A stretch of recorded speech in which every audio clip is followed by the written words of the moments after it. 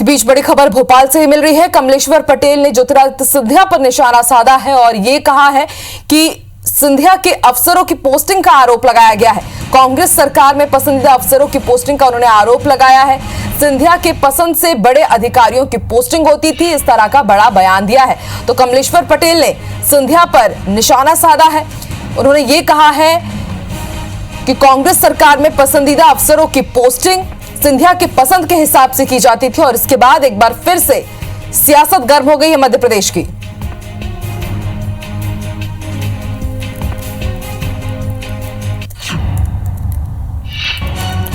तो बड़ी खबर आपको बता रहे हैं, कमलेश्वर पटेल ने सिंधिया पर निशाना साधा है और सिंधिया पर अफसरों की पोस्टिंग का आरोप लगाया है। उनका यह कहना है कि कांग्रेस सरकार के दौरान सिंधिया के पसंद के हिसाब से ही पसंदीदा अफसरों की पोस्टिंग की जाती थी। और ज्यादा जानकारी के लिए बात करेंगे हमारे सहयोगी नवीन सिंह से। नवीन, कमलेश्वर पटेल का बड़ा आरोप सिंधिया के ऊपर। बिल्कुल, सिंधिया के ज्योतिरादित्य सिंधिया के खिलाफ अपना सिर्फ दिग्विजय सिंह या पूर्व मुख्यमंत्री कमलनाथ बल्कि अब सभी जो कांग्रेस सरकार में मंत्री थे सभी हमलावर हो चुके हैं ज्योतिरादित्य सिंधिया के खिलाफ और लगातार उनकी तरफ से बयानबाजी हो रही है। आज कमलेश्वर पटेल ने एक बड़ा बयान दिया है। उन्होंने कहा है कि सिंधिया की ही मर्जी से ट्रांसफर पोस्टिंगें होती थी।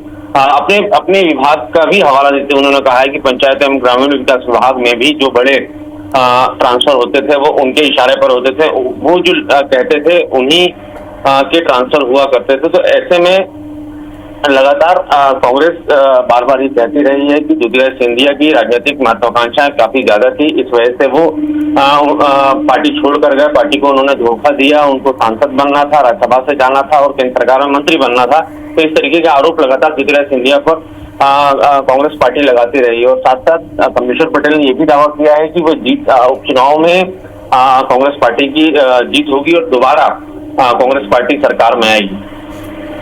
नवीन, आपसे ये भी समझना चाहेंगे कि एक बड़ी दोराई की स्थिति बन रही है क्योंकि कभी सिंधिया खुद कांग्रेस में रहे हैं और अब कमलेश्वर पटेल कांग्रेस सरकार के बारे में बता रहे हैं कि उनके पसंद के हिसाब से अफसरों की ड्यूटी लगाई जाती थी, तबादले किए जाते थे, पोस्टिंग की जाती थी। अब आपको ऐसा नहीं लगता कि इसके साथ ही खुद कांग्रेस के ऊपर भी छींटे आ रहे हैं? बिल्कुल आकांक्षा, इसके पहले पूर्व मुख्यमंत्री दिग्विजय सिंह और कांग्रेस पार्टी से राज्यसभा के सांसद रहे थे। उस वक्त जब दिग्विजय सिंह ने भी ये आरोप लगाया था कि ज्योतिरादित्य सिंधिया की ऐसी कौन सी नाराजगी थी जिसकी वजह से वो पार्टी छोड़कर गए हैं। हालांकि उन्होंने ये भी कहा था कि खुद दिग्विजय सिंह के जो संसदीय क्षेत्र है या उनका जो जिला है, उनका जो गृह जिला है, वहां भी एसपी कलेक्टर की पोस्टिंग है ज्योतिरादित्य सिंधिया कराते थे। तो जब पार्टी के इतने बड़े नेता का ऑफिशियल स्टैंड सामने आ चुका था ज्योतिरादित्य सिंधिया के छोड़ने के बाद, पार्टी से बाहर जाने के बाद, तो ऐसे में जाहिर है कि अब उनके जो तमाम कार्यकर्ता हैं, तमाम पदाधिकारी हैं, भले वो मंत्री रहे हों या विधायक हों या सांसद हों, लगातार वो बार बार ये दिग्विजय सिंह के आरोपों को बल देते रहे हैं। और उन्होंने कमलेश्वर पटेल ने आज भी कहा कि न सिर्फ मध्य प्रदेश सरकार के अलग अलग विभागों में बल्कि खुद उनके विभाग जिसके वो मंत्री रहे हैं, पंचायत एवं ग्रामीण विकास विभाग, वहां भी ज्योतिरादित्य सिंधिया के कहने पर ही तबादले होते रहे हैं। और सबसे खास बात दिग्विजय सिंह ने ये भी कहा था कि खुद उनका जो गृह जिला है राजगढ़ और गुना, इन दोनों जिलों में एसपी कलेक्टर। ठीक है नवीन, आप हमारे साथ बने रहिए। हमारे साथ बीजेपी प्रवक्ता गोविंद मालू जी भी जुड़ रहे हैं। गोविंद जी, आपका स्वागत है IBC 24 में। गोविंद जी, एक बड़ा आरोप लगाया है कमलेश्वर पटेल ने, मंत्री रह चुके हैं ये। उनका कहना है कि सिंधिया के पसंद के हिसाब से ही बड़े बड़े अफसरों के तबादले किए जाते थे। क्या मानते हैं आप, अब जब सिंधिया बीजेपी ज्वाइन कर सके हैं तो अब कांग्रेस की तरफ से इस तरह का बयान आना? कमलेश्वर जी और उनकी पार्टी सिंधिया जी के जाने के बाद इतनी बौखला गई है कि कुछ लोग उनको भूमाफिया कहते हैं, कुछ लोग गद्दार कहते हैं, कुछ लोग और कुछ आरोप लगाते हैं। जब तक वो हम उनके साथ थे तब तक वो सब शुद्ध थे, गंगा की तरह पवित्र थे, और अब सबसे बड़े अपराधी और डाकू हो गए। ये इस बात का प्रतीक है कि कांग्रेस कितनी खिसिया रही है। सिंधिया जी की अगर इतनी ही कोई उनकी प्रतिष्ठा नहीं होती तो कांग्रेस को कोई घबराहट नहीं होती, लेकिन सिंधिया की प्रतिष्ठा, ईमानदारी और कर्तव्य निष्ठा और उनका जो काम करने का तरीका है, उससे ये बौखलाए हुए हैं कि ऐसा अच्छा व्यक्ति हमारे पास से चला गया। और जहां तक आरोपों का सवाल है, जब वो वहां से चले गए तो उसके पहले बोलते हैं कमलेश्वर जी और उनकी पार्टी की भाई हमने आपके हिसाब से किया, क्यों जा रहे हैं आप? तब कुछ नहीं बोला और अब ये कह रहे हैं कि उनके हिसाब से यहाँ होते थे और यहाँ नहीं हो रहे हैं। उन्हें क्या पता यहाँ उनको कितना सम्मान मिल रहा है कि नहीं मिल रहा है।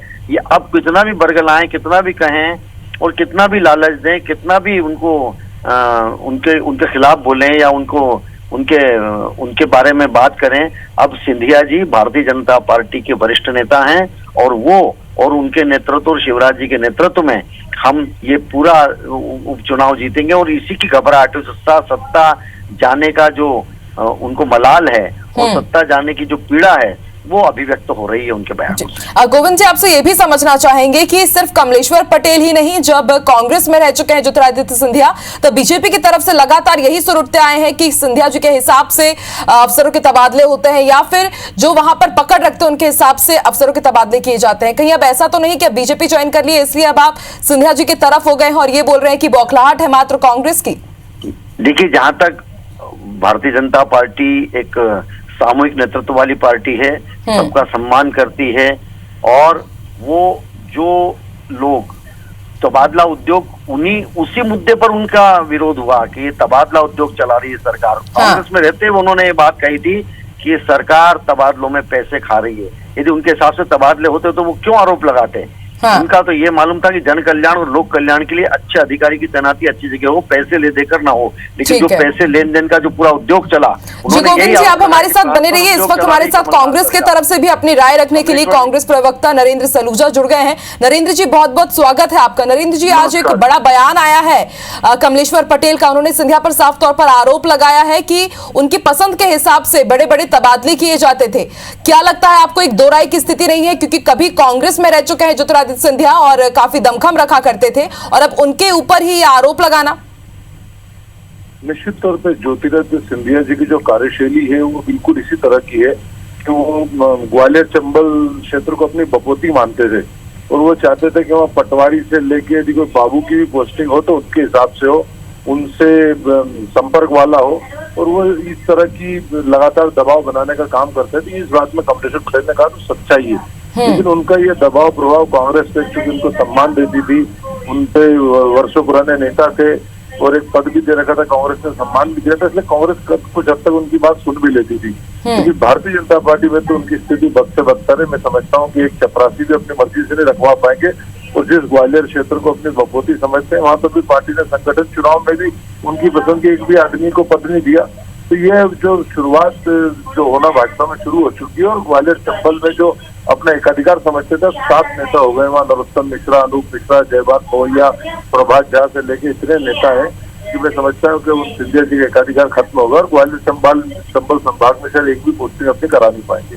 तो नरेंद्र जी, सवाल तो एक ये भी उठता है कि जब ज्योतिरादित्य सिंधिया कांग्रेस में रहे तभी की आवाज मुखर क्यों नहीं की गई कांग्रेस की तरफ से? अब जब उन्होंने बीजेपी ज्वाइन कर ली है तब क्या औचित्य इसका बोलने का? निश्चित तौर पर जब किसी की गद्दारी सामने आती है जब भी उसकी परतें निकाली जाती है। यदि कांग्रेस में थे, ईमानदारी से कांग्रेस में थे तो निश्चित तौर पर कांग्रेस में उनके खिलाफ आवाज नहीं होती थी। अब जब उनने अपने इतिहास दोहराया 1857 से लेके अपने पिताजी का सारा इतिहास दोहराया, जब उनकी गद्दारी की किस्से सामने आए, डील के किस्से सामने आए, एक चलती सरकार की करोड़ों कांग्रेस जनों को उन्होंने आहत किया, तो निश्चित तौर पर सारी बातें जो बंद है वो सामने आएगी। उसमें गलत क्या है सर? तो फिर ऐसे में बीजेपी जो हमेशा से आरोप लगाते आई है कि तबादला उद्योग करती है कांग्रेस सरकार, उनके राज में तबादला उद्योग हुआ है, तो कहीं ना कहीं इस पर भी तो मोहर लग जा रही है इस तरह के बयान से। तबादला उद्योग को सिंधिया जी की बातें करें कि अपनी मनपसंद से पोस्टिंग कराते थे, तबादला उद्योग की बात करी। आज तबादला उद्योग के आप आंकड़े उठा के देख लें, कमलनाथ सरकार के 1 वर्ष के आंकड़े उठा के देख लें, 2 माह के शिवराज सरकार के आंकड़े उठा के देख लें, आपको पता चल जाएगा तबादला उद्योग किसकी सरकार में चल रहा है। 1 महीने के अंदर 150 के करीब तबादले कर चुकी शिवराज सरकार IAS के। चलिए, आपके इन तमाम आरोपों का जवाब मैं गोविंद मालू जी से ले लेती हूँ, वो भी हमें सुन रहे हैं। सर, क्या कुछ कहना चाहेंगे आप? देखिए, कमलनाथ जी की सरकार की चूल्हे हिलाने के लिए सबसे पहले उन्होंने कर्ज माफी में घोटाले का, कर्ज माफी का वादा पूरा नहीं करने का और तबादला उद्योग के 2 आरोप लगाए थे सिंधिया जी ने। वो जननेता हैं और वो जानते हैं कि जब मैंने कांग्रेस के लिए वोट मांगे और किस वचन पत्र के आधार पर हम गए हैं, यदि वो पूरा नहीं हो रहा है तो उन्होंने कांग्रेस को छोड़ा है। कांग्रेस को यूं ही नहीं छोड़ा है उन्होंने इसलिए छोड़ा है कि ये सरकार भ्रष्टाचार में आतंक लिप्त हो गई थी और वो ऐसे ईमानदार राजनेता हैं कि जो ऐसा भ्रष्टाचार बर्दाश्त नहीं कर सकते थे। अब तो अब वहां से चले गए। हम हमारी पार्टी का हम जाने कि हमारे यहाँ किसका कितना कद है, किसको कितना स्थान दिया जाता है। हमारे तो संगठन है और हमारे यहाँ सामूहिक नेतृत्व है।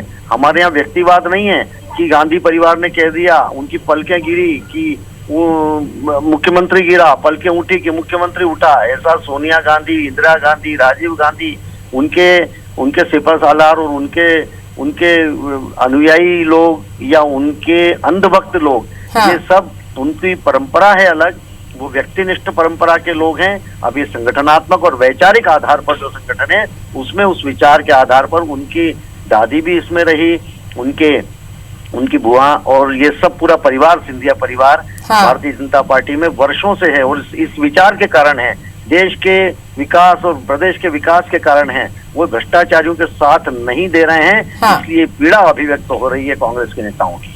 तो गोविंद जी, ये माना जाए कि अब जब बीजेपी में अच्छा दमखम रखेंगे ज्योतिरादित्य सिंधिया, माना यही जा रहा है कि उनको कोई बड़ा पद भी मिल सकता है, तो उसके बाद अब उनके पसंद के हिसाब से बीजेपी तो कम से कम नहीं करेगी अफसरों के तबादले, ये तय माना जाए?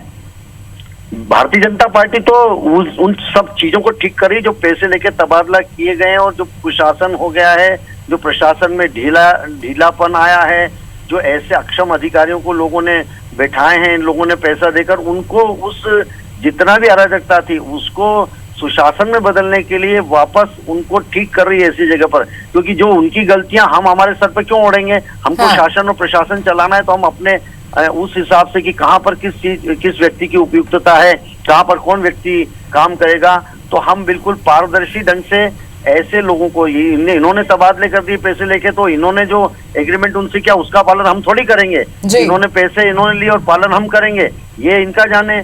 ये लोग इनके ऊपर आ रहे हैं कि भाई आपने हमसे पैसे दिए थे, 1 साल हमारा तबादले नहीं होगा और ये तो बीच में हो रहा है, तो इसकी पीड़ा इनसे डर लग रही कांग्रेस के नेताओं। ठीक है, नरेंद्र जी आप क्या कुछ कहना चाहेंगे गोविंद जी ने जो कुछ भी कहा है उसके ऊपर?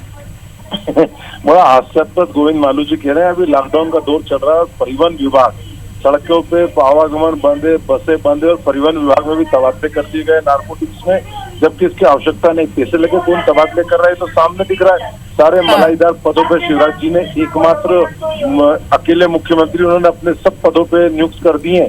मंत्रिमंडल तो बाद में बनेगा, पहले ही सारे मोहरे फिट कर दिए। और मैं तो इनसे पूछना चाहता हूँ, ये बात कर रहे हैं जो ज्योतिरादित्य सिंधिया 15 साल 18 साल हमारी पार्टी में रहे, 18 साल उनके साथ जो समर्थक थे वे 18 साल में कांग्रेस ही नहीं बन पाए, वो गुलामों की तरह उनके साथ भाजपा में चले गए। तो क्या सारे गुलाम ये क्या भाजपा को अपनाएंगे कि ये तो सिंधिया जी के साथ ही रहेंगे? जिस दिन सिंधिया जी कोई और पार्टी में जाएंगे सारे गुलाम उधर चले जाएंगे। तो मैं पूछना चाहता हूं कि क्या मालू जी जो 18 साल में कांग्रेस के नहीं बन पाए क्या आपकी पार्टी के बनेंगे?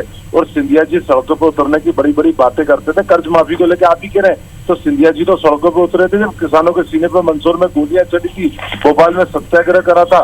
तो क्या आप वापस सड़कों पर उतरेंगे, सरकार के खिलाफ धरने पे देंगे, मंदसौर गोलीकांड के दोषियों को सजा दिलवाएंगे, कर्ज माफी जो रुक दी शिवराज सरकार ने उसको चालू करवाएंगे, दमोह में एक बच्चे के साथ रेप हुआ उसके लिए सड़कों पर उतरेंगे, आज शिवपुरी के अंदर 250 मजदूरों को शौचालय में खाना बनाना पड़ रहा है, रहना पड़ रहा है, जो राजस्थान से आए, तो क्या उसके लिए सड़कों पर उतरेंगे वे? एक जबलपुर में किसान को मार दिया जाता है, क्या उसके लिए सड़कों पर उतरेंगे?